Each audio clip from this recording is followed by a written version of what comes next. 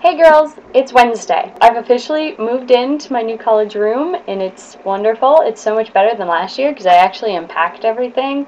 I have a comfy bed that's at a normal height and I've got a nice comfy chair that is comfy. And I've got lots of other amazing things, including books. Now books are our discussion for today and I like this because I like books. I love books. I'm going to show you something to demonstrate how much I like books. This is how many books I brought to college with me. And now, this may not seem all that impressive, I understand. Many of you might be thinking, well, that's a perfectly reasonable number of books. I mean, there's all the books that she really enjoys, and all the books that she simply has to bring with her, and all the books that she's planning to read in the next year. They're all necessities. Then you realize, I carried each and every one of those books up 3 flights of stairs. 3 flights of stairs. That is many flights of stairs. Decided to bring with me David Copperfield. The reason I decided to bring this with me is because it is leather bound. I don't care what the book is about. It is bound in leather, which means it's wonderful. I haven't actually read this. I'm meaning to read this. It's on my mean to read list. And there are these. This is my extra meaning to read Alice in Wonderland, meaning to read this, meaning to read this. I feel like everyone should read this at some point, even if you don't necessarily believe in the beliefs, just because it's a belief that a lot of people have, so I've been meaning to read it. Meaning to read this, I actually started it and never finished it. Just bought this at Borders, yay. Read this already, or no, haven't read this one. Need to read this one. You need to reread this one before I can read this one. This is one of the best books and movies of all times, and it will stay with me forever, especially since it's so little, but I love it to pieces. Love, love, love, love, love. Meaning to read. Meaning to read.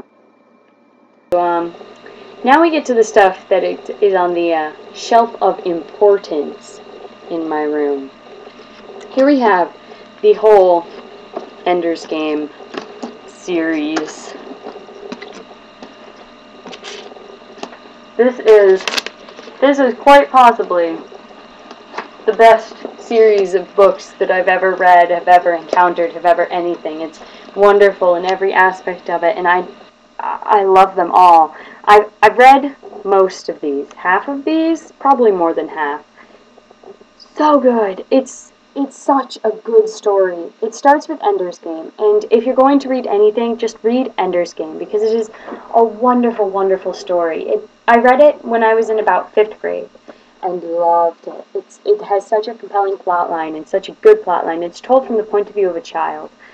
But it's told amazingly from the point of view of a child. It's not told with simple, it's told as a child actually thinks, with complex thoughts. You know, children don't just stand there and say, ooh, this is pretty, I want to do this, I want to do that. They do actually analyze everything they do, and they have motivations behind everything, and this book just captures that brilliantly, and it ties it into a lot of mature topics, and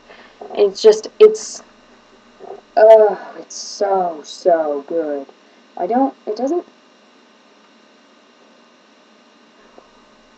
Where is it? These books are from a new series that I found called The Space Trilogy by C.S. Lewis. He's the one that's famous for Lion, the Witch, and the Wardrobe and that one, but these are actually really good as well. I started with this one. It's really short and really simple, but it tells a really good story that has a really good point of view, I think. And so I'm reading the trilogy now. I'm on the 2nd one. That's actually what I'm currently reading. Let's see, then we get to John Green books. Very good books. Paper Towns and Will Grayson are probably my favorite. If I had to pick a favorite, it would be Will Grayson, but my favorite just John Green book is Paper Towns. Last of the Really Great Wayne Doodles. On the back it says ages 8 to 12. It's so good. It's one of the cutest books you will ever read, and it's super quick because it's for 8 to 12-year-olds. So good. Phantom Tollbooth, same deal. probably for 8 to 12-year-olds, but it is one of the cutest books ever. It's just so imaginative and so full of wonderful puns. And it's sort of, every time I read it, I'm just reminded of being a child, and I'm reminded of the whimsy age, and just sort of throwing logic to the wind and saying, you know what, anything can happen, anything's possible, and you should just keep your mind open. It's wonderful. I'm saying, this is my favorite series ever. My love for Harry Potter eclipses my love for any other book. It's so complex, and the characters are so well put together, and I think the fact that someone can write this many pages of coherent story that all follows each other and all plays into each other, and there's things from the first book that come back in the seventh, and it's so good. I could talk for hours about Harry Potter, as I'm sure you all could too. That is all I have for you guys. Thank you very much. Allie, I will see you tomorrow.